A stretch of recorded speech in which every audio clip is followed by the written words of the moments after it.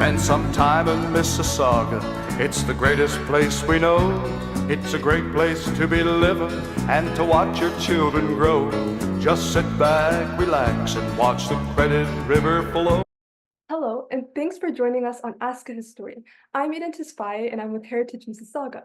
Please send your questions to history@heritagemississauga.org as we explore the interesting stories of Mississauga together.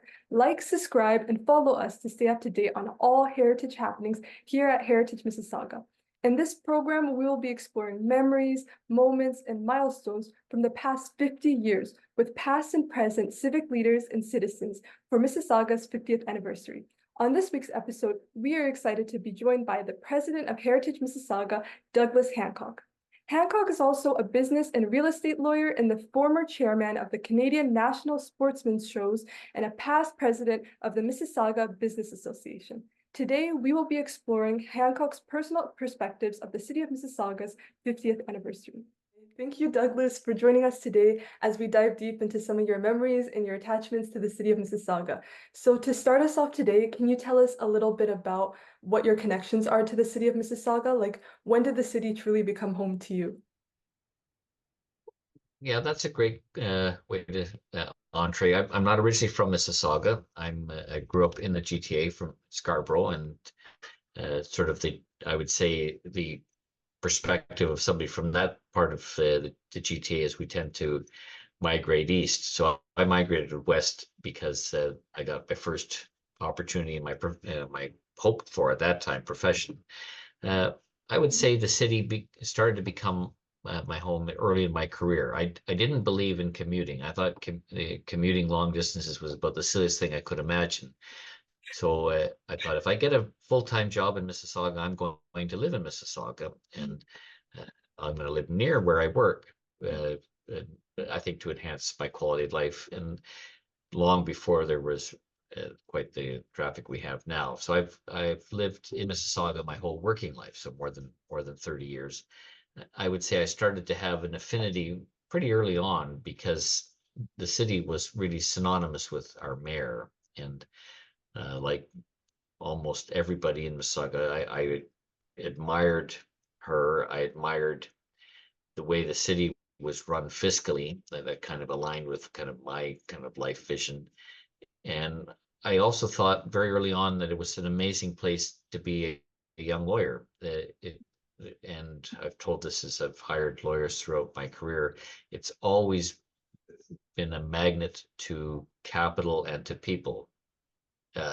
In the 80s, it was a magnet to American companies, in the 90s to a lot of Chinese nationals leaving Hong Kong. And then I would say in the last 15, 20 years, it's attracted a lot of people from the Indian subcontinent, Pakistan at some point, now largely Indian. So yeah, I've always thought this is a great place to develop a business, develop a professional services firm.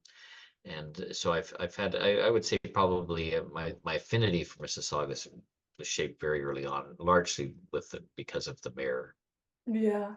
Wow, that's nice. That's nice. Like, I agree with what you were talking about with like commuting and like how hard it must be, like especially when you're working somewhere that's like further away from Mississauga. Like, I could imagine like the commute would be really hard. But yeah. Yeah, I the first summer I actually I lived at home in my second year of law school, and I drove to Square One, and the first 4 days the drive wasn't that bad. I thought, well, that's kind of interesting. People told me how awful it would be, and then I got out early on a Friday afternoon to go back to Scarborough, and it was almost 2.5 hours. I thought, who would would Traffic. ever do? Yeah, who would do that?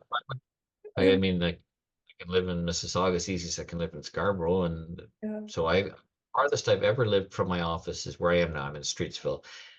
Is 8 kilometers. So I've been as close as 2 kilometers and as far as 8 kilometers from my office. Yeah. Wow, like especially yeah, I can get that. Like later in the day, the traffic is like really bad. But yeah. Yeah, so like also diving deep into the idea of like your connections to Mississauga, I also wanted to ask you a little bit about your earliest memories about living in Mississauga. Like what was a memory that really stuck out to you that you maybe want to share today? Well, I would say it not so much where I lived, but where I worked. I started at 201 City Center and have seen the evolution of the Square One area and the new city, but sort of how it's changed visually. And my office used to kind of look out to the northwest side of the mall, and there was a forest, and you would see deer Wow. quite frequently. So it seems almost unimaginable now. So yeah, I would say that's kind of one of the very clear memories. Obviously, the evolution of so many parts of Mississauga, uh, Yeah.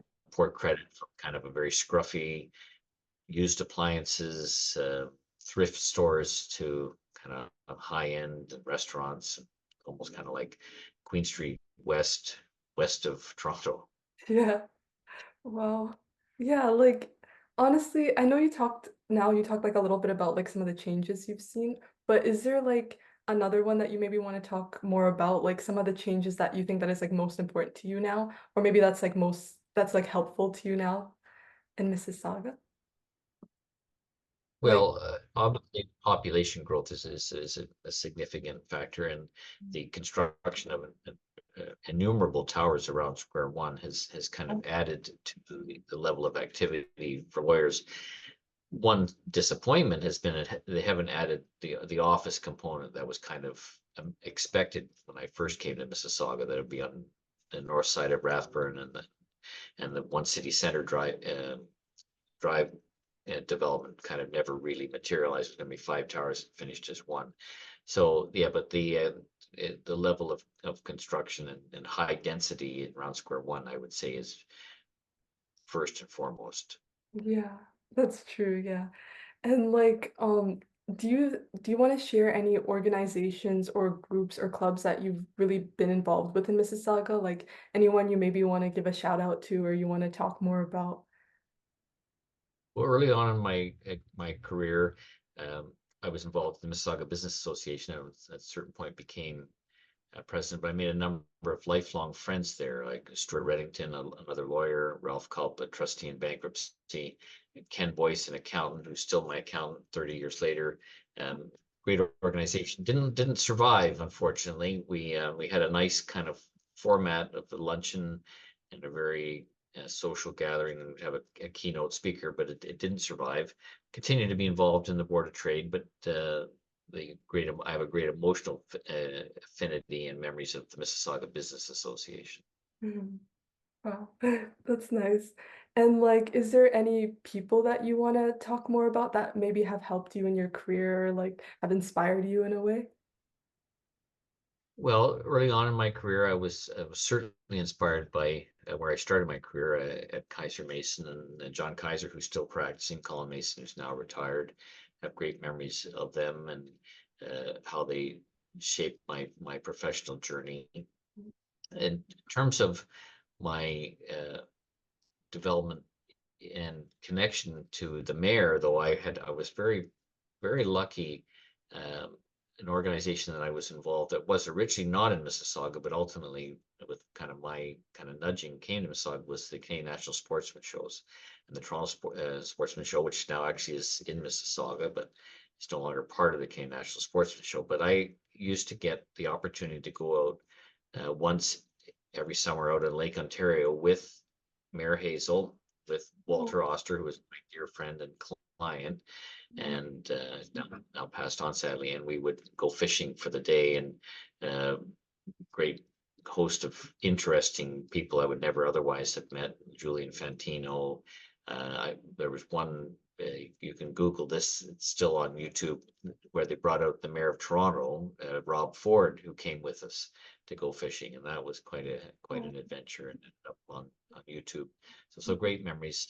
Certainly Walter Oster and how he connected me to Hazel. We used to have the unbelievable privilege on Valentine's Day, which was her birthday. We would take her and a couple of other business associates would take her to lunch at Piatto, which is oh, now closed. So that yeah. was a phenomenon. I've got, if you ever get to visit my office, I've got pictures of us out on Lake Ontario and with Wow. posing with the mayor of Toronto and Hazel Wow. as well. Yeah, that's so nice. Like it's nice to have those like connections and like having that kind of community attachment. So like when you look back at it, you're like, oh, these are all the memories I've made, and then they're ones that like you hold close to you. You know what I mean? So it's like nice to have those connections here. Yeah, Yeah, that's true. It becomes very personal and almost kind of emotional. It's not, yeah, and I said we don't have to be logical and scientific about everything in life. We yeah, can trust that other side of our humanity as well. yeah. Exactly. That's nice. And like, maybe looking ahead into the future now, is there anything that you want to like change, or do you have any like hopes or wishes for the city of Mississauga? Well, I can share with you kind of, I would say probably in terms of my time in Mississauga, a frustration, and that's been I would say the unwillingness to embrace public transit. When I started here like 30 plus years ago, I just assumed we would have mass transit, that there would be a connection to the subway, perhaps, that you would be able to travel in some kind of time efficient fashion to Toronto. I just assumed that was a given. I mean, there's a wonderful boulevard on Burnhamthorpe that I assume, well, that might be natural for an east-west corridor. And essentially, we saw no efforts made uh, to really embrace public transit for the longest time. I've lived near the Milton line for a good part of my time here, and I was 20 years, 25 years ago, I was certain we would have two-way service, and we would take the GO train from. I could walk to Streetsville, walk to Arundel, where I was before, um, and that never happened. And I don't really think we'll see two-way service on the Milton line in the next 20 years either. When you actually look at the logistical impediments and the fact who owns the track and the proposal to create a spur line and which is largely not even known to the public, because you hear platitudes from primarily the provincial and the municipal levels of government that will have two-way service. So that's a huge disappointment. And now that we finally at last have the rollout of the LRT, well, I figure it'll be, by the time it's done, I'll never really live to enjoy it. It'll be probably the next generation. So Mm. my hope is there seems to be an agenda to build public transit in Toronto. There seems to be some affinity for it here now. The logistics of it, though, when you already have infrastructure entirely in place, you think of the idea of trying to do dedicated, say, bus routes on Dundas, and like the unimaginable disruption to incumbent businesses, probably for the better part of a decade, the financial suffering that would impose. How feasible is that? Um, the I the spur line to the airport off of the Redforth stop, that seems like so obvious to everybody at every level of government and every NGO that you ever meet, that how could you finish the public transit at Redforth and not continue on to the airport? Yeah, I So that seems obvious. You have to have real mass transit, not up, that goes every 20 minutes and carries 100 people. Uh, so my hope is that we do see real mass transit. There's a glimmer of hope on the Lakeshore line. yeah, It's now up to there's parts of the day where it's every 15 minutes. It's almost kind of like subway type service, and the trains are very long, and as long as you're kind of on that corridor, that's pretty good. But if yeah, you're coming from North Mississauga or northeast or northwest, to get down to the Lakeshore line is is a long way. mhm, If you throw in the fact that like you can't go down here Ontario right now, and it's also a timely venture. So that my hope for Mississauga is really a truly transit friendly environment. yeah, I love to cycle. I do cycle occasionally to my office, and I think where we are right now in terms of bike lanes yeah, is nowhere near what we should be. Like nothing like what they have in Europe. And I understand we'll never be quite like Europe, but there's places that have similar climates to us, like Denmark and that, where they have real bike lanes where you don't force cyclists into a middle lane like you do on Bristol. That seems Yeah. right. I read a study on Twitter that talked about there's only about 3 or 4 examples in the whole world where you take the cyclist from the curb into the middle because it's so dangerous. So Yeah. there's almost no data available as to how dangerous it is because it's so rare. But Mhm. if you've ever been along Bristol going west, they force the cyclist into the middle lane between cars. So, and you have to actually kind of look behind you to see, am I safe to Mhm. cross traffic? And so my hope is, yeah, for a truly transit friendly and bicycle friendly city. Wow. Yeah, I agree. That's nice. Like it would be helpful for a lot of people, especially like commuting from like places that are further away. Like I noticed that it's really time consuming and like people who have to go to work and all of that, like literally what you said, it would be like really helpful in a way. But basically that wraps up the end of our interview. But I just wanted to say thank you so much for your time and your patience, and thank you for sharing your story with us today. Oh, you're welcome. And needless to say, I'm a big fan of Heritage and I've been very privileged to be part of Heritage for over a dozen years. And I'm excited that for this opportunity just to add my 2 cents. Thank you. Thank you for spending some time with us here on Ask a Historian, and thank you for sharing moments and milestones with us for the City of Mississauga's 50th anniversary. Like, subscribe, and follow us, and we will see you on future episodes of Ask a Historian with Heritage Mississauga.